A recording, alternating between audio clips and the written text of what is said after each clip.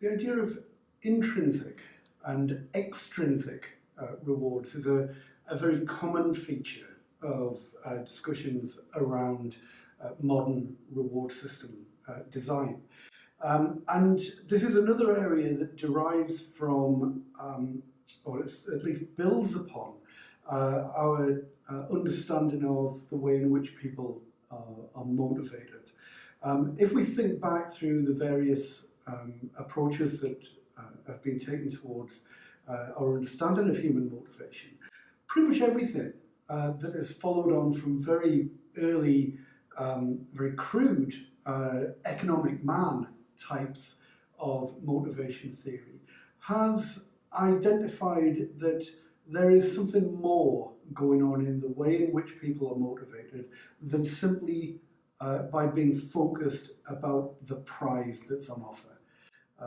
We all know that the rational economic demand approach, the kinds of approaches that were built into Frederick Taylor's scientific management were very much based around crude ideas that you wave a pile of cash at someone and they come running.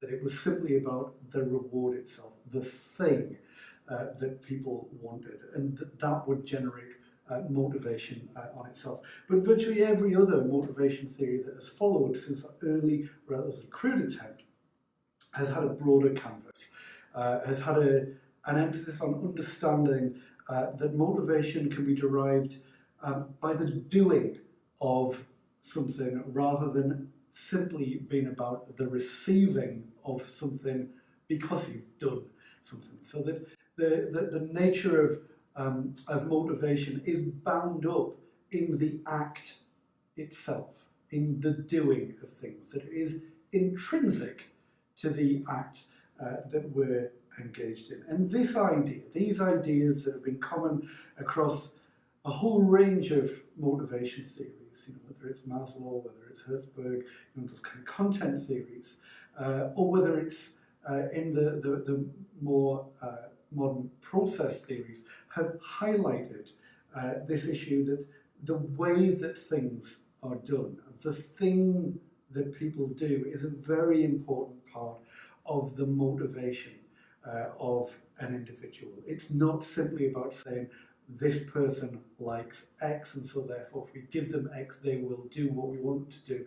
There's something deeper than that. There's something more about the needs of people to be expressed in the things that they do. And that's an important part of what it is to be motivated as a human being. And it's this idea that underpins the importance of what we call intrinsic rewards. That it's not simply about a big pile of cash. It's not just about getting that reward that is important.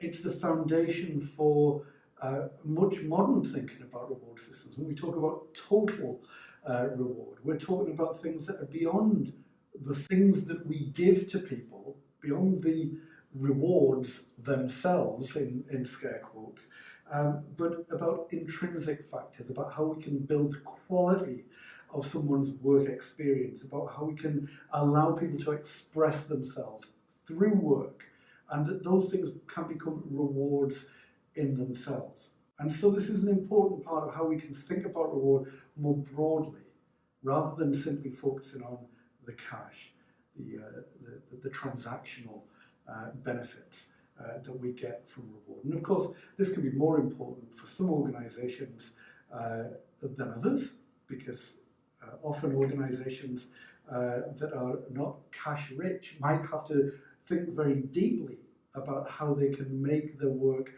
very satisfying, so that they can attract and keep good people without being able to lavish them with financial rewards. And it might be more important for all organisations at certain periods of time in tough economic situations. So this is, like I say, an important part of modern reward thinking, but it's also an important part of the repertoire of organisations generally to think about how they can use these different kinds of rewards that are bound up with the doing of work, that we might associate with relational aspects of the relationship between employer and employee, about how pleasant a workplace might be as somewhere to exist, about how good the quality of the relationships are between co-workers, about how well the prospects someone might feel exist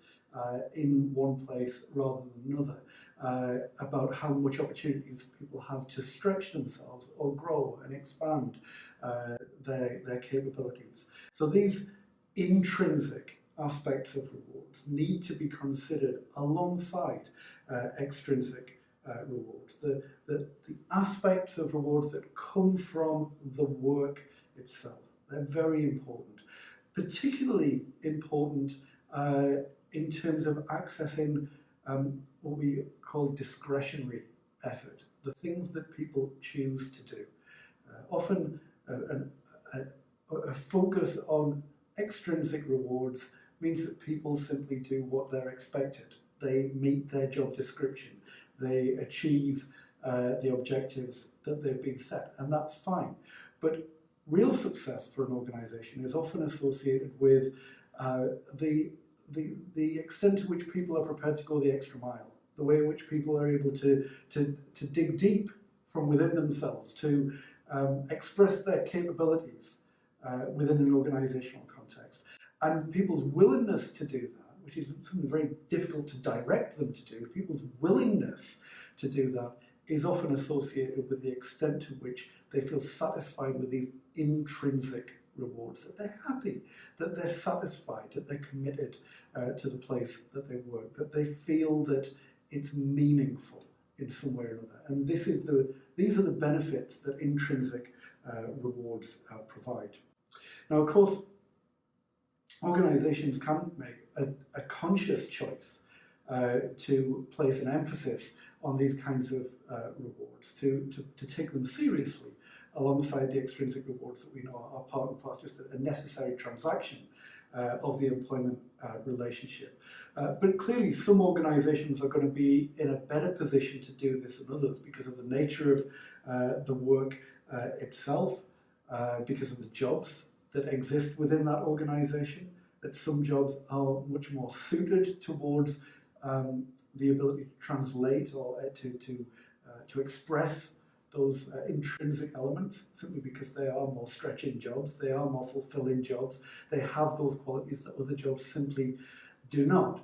And it may be that an organisation's ability or willingness to go down this route is bound up with a particular set of values, a management style, an organisational philosophy, the extent to which managers see the need, they have the inclination to allow people to express their individuality, to express themselves as humans, as not just factors of production, but as participants within organisations. Organisations that have that kind of philosophy, that outlook on life, will find this approach much more natural than an organisation which perhaps expresses more of a theory X approach to work.